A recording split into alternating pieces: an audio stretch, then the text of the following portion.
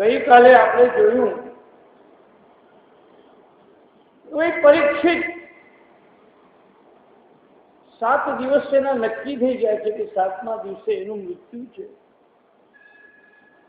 કાળનો ડર તો બધાને લાગે, બ્રહ્માને પણ લાગે છે. કાળનો ડર કોઈને લાગતો નથી એવું છે જ નહીં. એક મહાકાળ, શિવજીને કાળનો ડર લાગતો નથી, કારણ કે એનો જન્મ નથી, મૃત્યુ નથી. બાકી બધાને કાળ ખાવા આવે છે. કાળના મહાકાળ ભગવાન શિવજી છે. ભાગવત આપણને નિર્ભય બનાવતા શીખવાડે છે કે નિર્ભય કેમ બનવું. જેમ ધ્રુવજી મૃત્યુના મસ્તક ઉપર પગ મૂકી નીકળી ગયા હતા. ધ્રુવ મૃત્યુના મુખ ઉપર પગ જો મૂક્યો હોય ને તો એક ધ્રુવ. રામ પણ મૃત્યુના મુખ ઉપર પગ નથી મૂકી શક્યા, એને પણ સ્વધામમાં જવું પડ્યું. કૃષ્ણ પણ મૃત્યુના મુખ ઉપર પગ ના મૂકી શક્યા, એને પણ સ્વધામ જવું પડ્યું. પણ એક ધ્રુવ મૃત્યુના મસ્તક ઉપર પણ પગ મૂકી નીકળી ગયો. ભાગવત સાંભળ્યા પછી જે માણસ કૃષ્ણને પ્રેમ કરે એને મોતની બીક નથી. એટલે મોતની બીક ને એટલે કોઈ ગાડી પાટા પર પડવું એમ નહીં કે ભાઈ બીમાર પડે એટલે હાલમાં મરી જ જઈશું ને આપણું કામ અધૂરું રહી જશે, આમ આપણા ઈચ્છાઓ પૂરી નહીં થાય એવી બધી બીક રાખીએ ને એ બીક. આગળ નરકનો છે આમ ખોટા કર્યા તો એ બીકો છે ને, જે થવું થશે એને જેમ કરવું એમ કરે. મેં સારું કામ કર્યું, મેં એનું સ્મરણ કર્યું, બહુ બીક નહીં લાગે, બહુ બીક નહીં લાગે. આપણે સતત ભયમાં જીવીએ છીએ, ડગલે પગલે. હું એવો ભય રાખું કે પંખો મારા ઉપર પડશે, હું કથા વાંચી શકું? ના ના ના ના ના ના ના, ભયો આપણને ભયભીત કરી નાખે છે. ડગલે ને પગલે આપણે ડરીએ છીએ. એનું સ્મરણ કરે ને એનામાં નિડરતા આવે. સ્નાન કરીને પવિત્ર થઈને ઠાકોરજીની બહુ સેવા, એને યાદ કરવો જોઈએ. બસ હું મારા રૂમમાં જાઉં ને, આજુબાજુ બધી ચોપડીઓ મારી પાસે પડી હોય, હું એવી રીતે રાખું ને કે એનું યાદ જ રહે.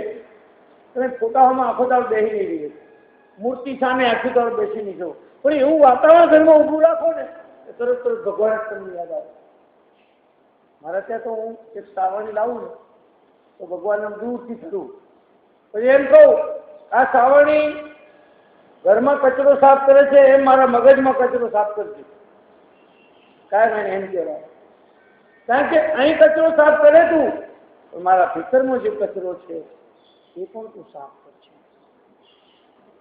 સેવા કરતા કરતા ભગવાનને યાદ કરીને બે આંસુ પાડીએ ને તો પણ દિવસ આનંદ.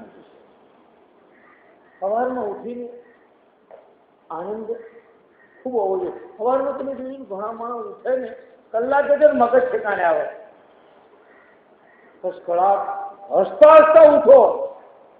એકવાર હસો બરાબર, ખળખળાટ હસો, મસ્તીની વાત કરો કોઈની હાથે. ઘરમાં દિવેલી જેવું મોઢું કોઈને ગમે નહીં. આનંદથી મસ્તીથી ઉઠો અને મસ્તીથી સુઈ રહો. માણાનું ઉઠવાનું એ ભયજનક છે, સુઈ રહેવાનું ભયજનક, અને વચમાં ભયજનક. પછી ક્યાંથી રામ આપણને સાંભળે? મંત્ર, માળા અને મૂર્તિ કદી બદલવા નહીં. રોગરીજી મહારાજ મંત્ર, માળા અને મૂર્તિ કદી બદલવા નહીં. જે મંત્ર મળ્યો સદગુરુએ આપ્યો હોય એ મંત્ર બોલવો. માળા, જે માળા ચાલતી હોય આવી એક માળા રાખવી. તો તમને એનું કારણ સમજાવું. તમને એક સાધુ કરી 27 મણકા છે. માળા કરવાની રીત તો જાણતા હોય, ના જાણતા હોય તો હું આ જરા સમજાવું. આ છેલ્લી 2 આંગળી પર માળા મૂકવાની અને આ આંગળી શેકી રાખવાની. ખતરનાક તો આ આંગળી જ છે. હલો ભાઈ ખરાબ છે. એટલે ભાઈ તું તારી જાતનું વિચાર, 3 આંગળીઓ તારી સામે છે, એટલે 3 આંગળીઓ આપણે આમ સામે રાખવાની કે હું ખરાબ છું. એટલે આમ કરી માળા કરતા કરતા કરતા આ 27 મણકાની માળા છે. હવે આટલા આવ્યા, મેરું આગળ આવ્યા એટલે પાછા વળી જવાનું, આમ ઓળંગવાનું નહીં. તમે જાણતા હો છતાં યાદ કરાવું છું અને પછી પાછા આવતા. હવે 27 મણકાની માળા રાખવાનું કારણ એક કહું. પેલી 108 મણકાની માળા છે ને ગમે તે હરતા પડતા ના થાય. એ ગમે ત્યાં હરતા પડતા થાય નહીં, કારણ કે દોષ લાગે, જમીનને અડી જાય, કંઈ અડી જાય. એ જમણી સંખ્યા 108 છે એટલે એ માળા હરતા પડતા ના થાય. આ માળા હરતા ફરતા કરી શકાય. અને હરતા ફરતા શા માટે કરાય? કારણ કે 27 મણકા છે. બીજું કે આ હરતા ફરતા કરવાથી શું થાય? મન સારું લાગે. એ કેમ કે તમે બેહો ને, બેસીને કોઈ કામ કરવા માંડો ને મન ભટકવા માંડે. પણ ચાલતા ચાલતા તમે માનો કે 27 મણકા છે, 25 મણકા વાતો કાઢી નાખ્યા, તો 1 મણકો તો આપણો થઈ ગયો. 1 મણકો તો સાચો થાય જ નહીં. બીજી માળામાં 1, ત્રીજી માળામાં 1, એવી 500 માળા કરો તો 500 મંત્ર તો તમારા સાચા થઈ જાય. એમ કરતા કરતા પછી આદત થઈ જાય. હું ઘણી વાર અહીંથી છેક ચાલતો ચાલતો છેક પેલી મહેશ હોટલ બાજુ જતો રહ્યો. અરે ચાલતો ચાલતો આવું અને એ જપ કરતો કરતો કરતો જાઉં, કોઈ મળે વાત બી કરી લઉં. એ જપ છે ને એ મનને સ્થિર રાખે અને આપણું મન ટ્રાફિકમાં અટવાઈ ના જાય, બિનજરૂરી અટવાઈ ના જાય. એટલે મંત્ર અને માળા મૂર્તિ બદલવી નહીં. અને આ માળા બીજું કે કઈ નહીં તો રામનો મંત્ર અભળાય નહીં. તમે કોઈ મંત્ર ના લીધો હોય તો રામનો મંત્ર લઈ લો, રામ રામ રામ રામ રામ રામ રામ રામ થાય વાંધો નહીં, પણ જપ કરો. ગીતામાં લખ્યું છે યજ્ઞાનામ જપ યજ્ઞોસ્મિ. હે અર્જુન, બધા યજ્ઞમાં જપ યજ્ઞ શ્રેષ્ઠ છે. જપ 2 અક્ષર. જય એટલે જન્મ અને પ એટલે પાપ.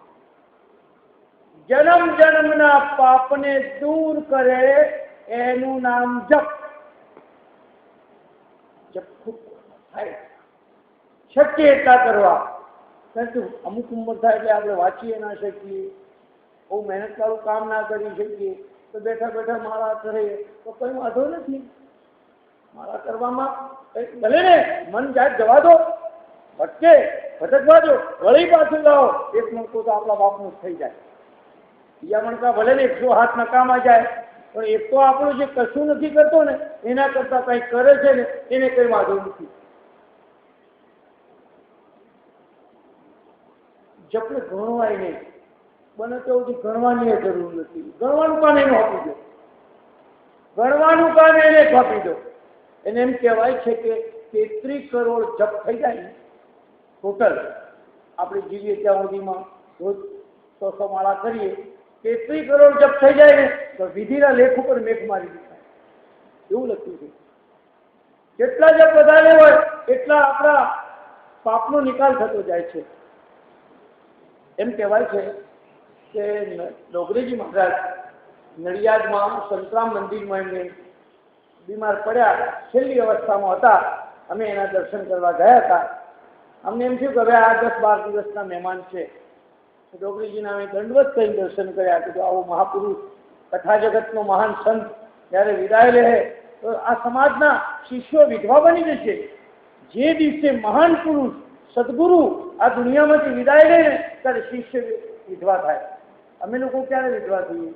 અમારાથી કોઈ મહાન ગુરુ મહાપુરુષ આ દુનિયામાંથી વિદાય લે, મૃત્યુ પામે, ત્યારે સદગુરુ વિદાય લે ત્યારે શિષ્ય વિધવા થઈ જાય.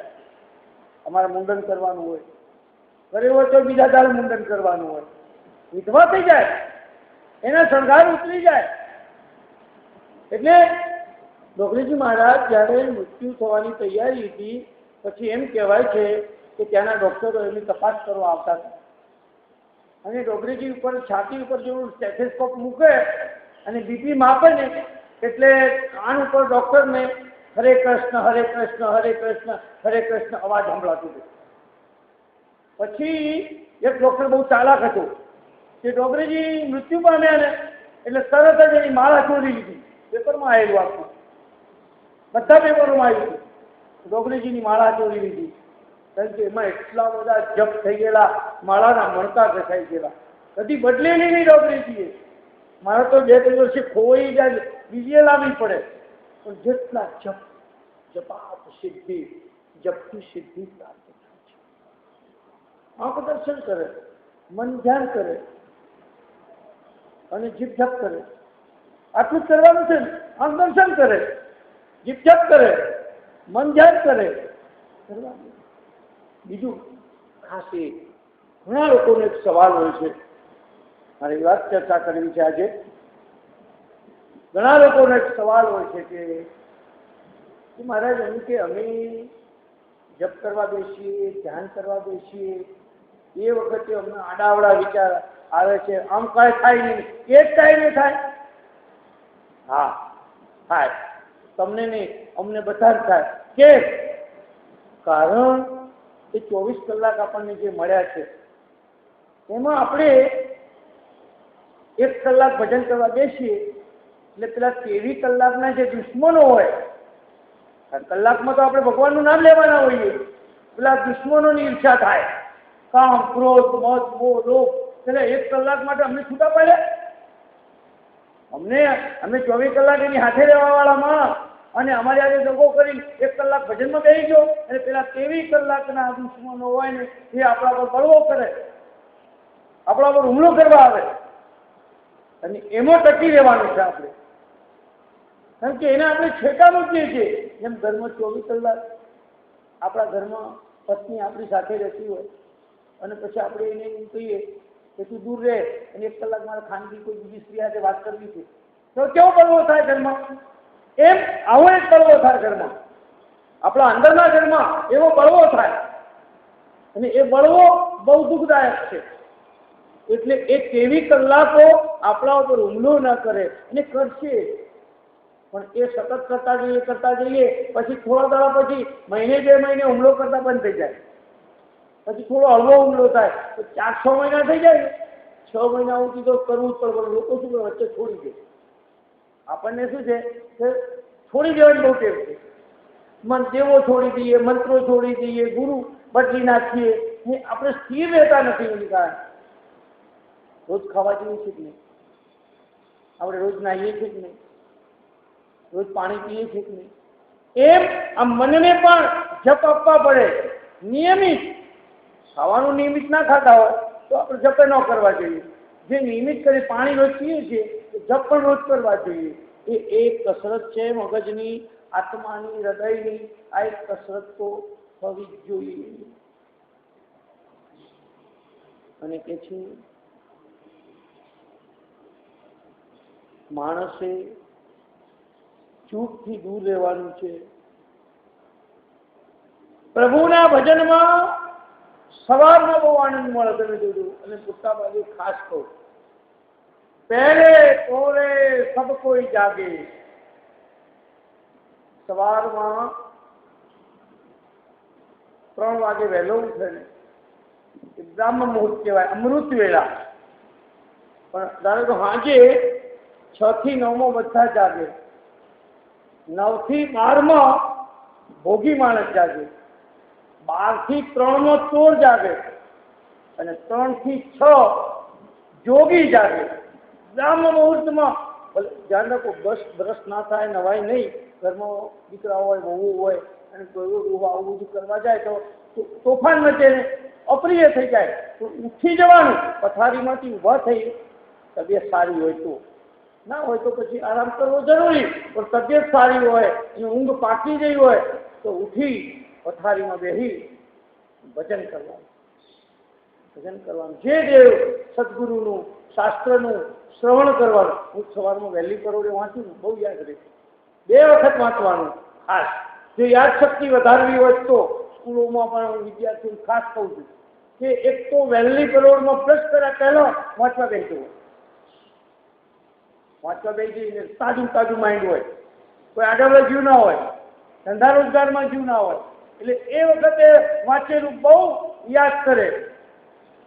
અને એક રાતે સૂતી વખતે ભાગવત વાંચીને હોઈ ગયા હોય તો સપનું આવે સુખદેવજીનું, પરીક્ષિતનું આવે, બીજું કંઈ ના આવે. એટલે એ એવું સૂતી વખતે પણ સારું વાંચવું, ઉઠતી વખતે સારું વાંચવું, પછી વચમાં વળી ટાઈમ મળે તો પાછું સારું કામ કરવું. એટલે એમ કરતા મન ટેવાઈ જાય. જેમ દારૂવાળાને દારૂ પીવા જોઈએ એમ અમને વાંચ્યા વખત ચાલે જ નહીં. જે કંઈ ચોપડી હાથમાં વાંચીએ પેપરે વાંચીએ, પહેલો ધાર્મિક લેખ હોય પહેલો વાંચીએ. લાઇબ્રેરીમાં જઈ બધા પેપરો વાંચતા હું, ધાર્મિક લેખ રવિવારની પૂરતી બધી વાંચું. હા, તમારે આને કસરત તો આપવી જોઈએ કે નહીં? કંઈનું કંઈ આને તૈયારી આપવી જોઈએ ને. નકર નવરું મન તો શેતાનનું કારખાનું છે ભાઈ.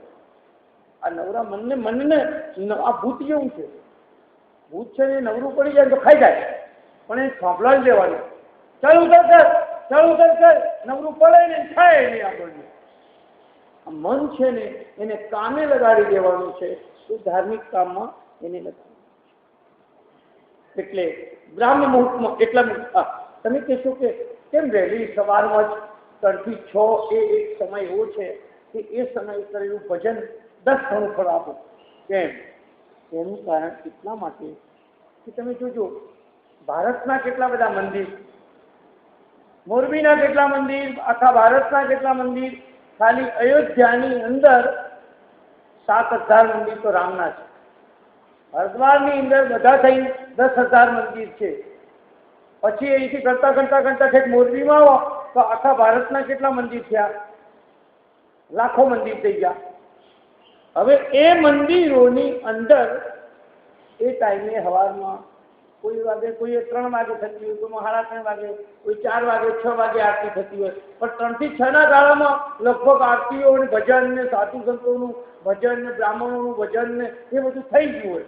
એટલે વાતાવરણમાં અણુમાં ભક્તિ ફેલાયેલી હોય. વખત જેમ ટ્રાફિક થાય ધુમાડો ફેલાઈ ગયો હોય એવો ધાર્મિક ધુમાડો ફેલાઈ ગયો હોય. અને એ વાઇબ્રેશન આપણને મદદ કરે, આપણે ધ્યાન કરવા દઈએ છીએ. આ બ્રહ્માકુમારીઓ 3 વાગે ઉઠી અમૃત વેળામાં ધ્યાનમાં બે આહાર વિહારની શુદ્ધિ છે. એ લોકો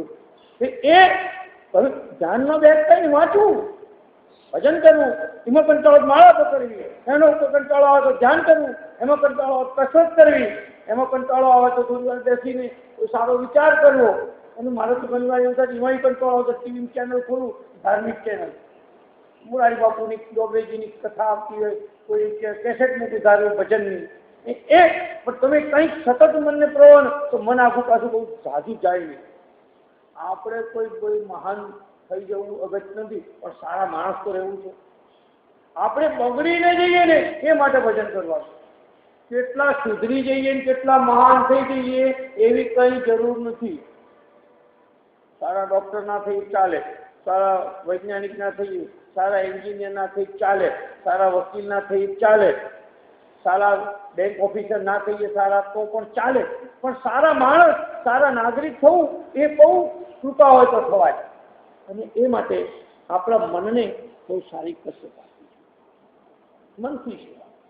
ધારો કે હવારમાં મૂર્તિ આપણી પાસે ન હોય તો આપણે જાણે ભગવાનનું મનથી નવરાઈએ છીએ, એના કપડાં વાઘા પહેરાવીએ છીએ, એને ચંદને કરીએ છીએ, ઉપર દૂધ છે, બદામે નાખીએ છીએ, ચારોળી નાખવાની, મનથી તો એમાં તો પૈસા બેસે છે, પિસ્તા નાખવાના અને જમાડવાના, એને ઊંચોળવાનું, એને બહુ સરસ રીતે લાડ ચડાવવાના, અને પછી એનો ઉછેર કરવાનો, અને પછી એને ગોપી સાથે પરણાવવાનો, 16,000 સાથે લગ્ન કરાવવાના, બધું સરસ લીલા જોયા કરવાની.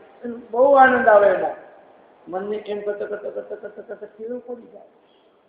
બહુ મહેનત પડે, બહુ મહેનત પડે. અને ભક્તિ એવી બીજાને તકલીફ ના થાય એવી. બધા દુહાઓ અપ્રિય કેમ થઈ જાય? અહીં તો સારું શહેરોમાં મુંબઈ જેવામાં બધા દુહાઓ હોવાથી નીકળી જાય, હાજર ઘેર જાય, ટિફિને કે લેતા જાઓ, અપ્રિય થઈ જાય, પેલા ઉઠીને ડિસ્ટર્બ કરે. ભજન કરવા શાંતિથી કોઈ એકાદ ખૂણામાં જઈને બેહો. હું તો જામનગર જવું, રાજકોટ જવું, સ્મશાનમાં જઈને બેહવાનું. અમારે સિદ્ધપુરમાં જાઓ તો સ્મશાનમાં જઈને બેહવું, કોઈ પાઠ કરી આવવાનું શાંતિથી. લોકોને સ્મશાનનો બહુ ડર લાગે. ત્યાં જ ખરેખર મનને પ્રેક્ટિસ મળે. એટલે જપ કરવા બહુ શ્રેષ્ઠ બતાવે છે. નિયમ પ્રમાણે જો આપણે કરીએ તો એ સાક્ષાત્કાર જેનું વ્યસન થઈ જાય. જેમ ગોપીઓને કૃષ્ણનું વ્યસન થઈ ગયું